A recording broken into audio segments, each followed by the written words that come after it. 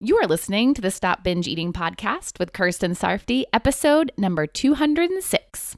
Welcome to the Stop Binge Eating podcast. It's time for you to end your food obsession and begin feeling confident and in control around food. You are absolutely capable of eliminating binge eating from your life, and I'm going to show you how by giving you simple tools and insights that you can apply in your own life. I'm your host, Kirsten Sarfty. Now let's get to it. Hi, welcome back. I'm so glad that you're here. Let's talk about bigger bodies and thoughts about them. My thoughts, your thoughts, and other people's thoughts. We all have thoughts, and what we see most predominantly in our society when it comes to bigger bodies is negative thoughts. And I'm of course not talking about bigger bodies like tall people or muscular bodybuilders. I'm talking about what some might label as fat, overweight, or obese. It's no secret that people who have bigger bodies experience implicit and explicit biases. We also hear or see negative and mean comments about bigger bodies. It's difficult to see that happen, and I can't even imagine what it's like to experience it firsthand. Even when I was at my heaviest, I don't remember hearing any negative comments or getting negative treatment because of my weight. And just to be clear, my highest weight was considered overweight by BMI standards, which I know is a poor measuring tool, but I say that just so you can get an idea of what my body looked like. I was overweight by about 12 pounds, which was just below the midpoint of what is considered overweight.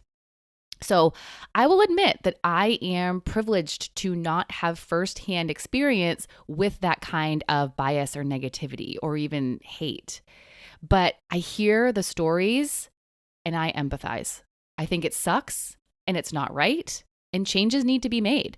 And I think that most people who are bigger would agree. I have worked with many people who have been considered to be overweight or obese, and they tell me how they worry about what people will think about their body and how they will be treated because of their body. And given what they've heard and seen, it makes sense that they would be concerned about this. But unfortunately, we can't change what other people think and do. They can only change themselves, and some might not even want to change. But that doesn't mean that these biases, stigmas, and negativities need to continue to be as prevalent as they are. Thoughts about bodies have already changed so much over the years. Back in the 90s, it was all about being stick thin. Now it's all about having those curves. And back a few hundred years ago, bigger bodies were considered to be beautiful and natural. Who knows what it will be in the future? And that's just what the majority of people in society as a whole believe. When you break it down to individuals, people have different preferences and thoughts. Not everyone thinks the same way, and thankfully, more and more people are moving in the direction of appreciating and accepting bigger bodies, and they're letting go of the stigmas and biases, which is so great to see. Change is happening. But negative thoughts about bigger people still exist within a lot of people. Are you one of them? I don't know if you are or aren't, and I'm not going to assume either way. But I think that is such an important question for you to explore for yourself. Like I said, change is happening and it will continue to happen one person at a time. So if you want that change to happen, make sure that you are being the change. Make sure you're not holding on to biases, stigmas, and negative thoughts about bigger people. So many times I've coached with people who are overweight and have their own negative views of bigger people. They view themselves negatively because they are bigger.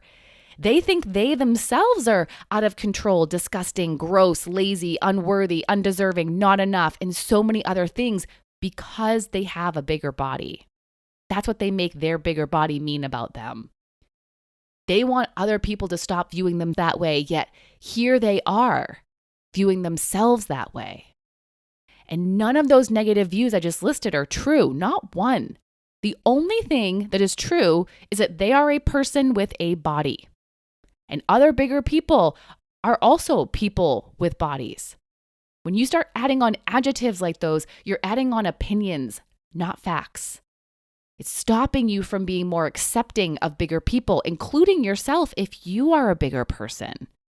Now, if you do this, please don't judge yourself. You are not a bad person for thinking this way. It's most likely that you were just taught to think this way by people you know and the media. But now it's up to you to change your views. I personally have put a lot of effort into this.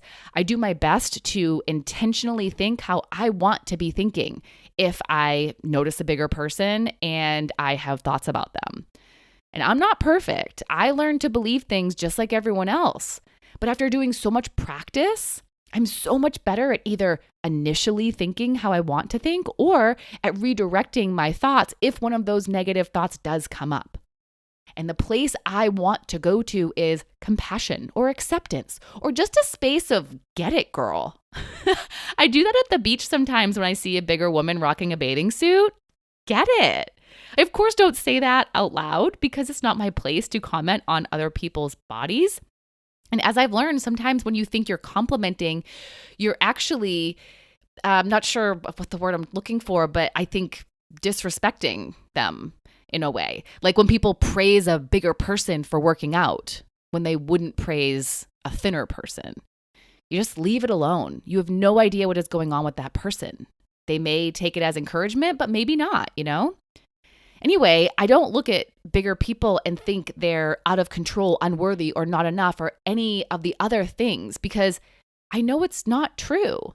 I don't want to believe negative assumptions about them. So I don't. I believe what I want to believe. They're good people, worthy people, deserving people. I feel better thinking that way. And I'm also one less person who is contributing to the negativity around bigger people when I think that way. And if you want to be one less person, if you aren't already, check your thoughts and beliefs. And with that, you can be an example to others and you can speak up when you hear someone disrespecting bigger people. You don't have to if you don't feel comfortable, but you can be an influencer of other people. And one more thing about your thoughts about your body, if your body is bigger. When you let go of your negativity about your body and other bigger bodies, you won't spend as much time worrying about what other people are thinking about it. Most of the time when you think other people are thinking negatively, it's because you do. You're projecting. But when you have more neutral to positive thoughts, you'll project more of those. We tend to think people agree with our opinions, and what we think about us, we think they think. So if you think you're just a human with a body and you're a good, worthy, deserving person who is enough, you'll more likely think that they think that too. So much more good can come from you thinking better about bigger bodies than from thinking negatively about them.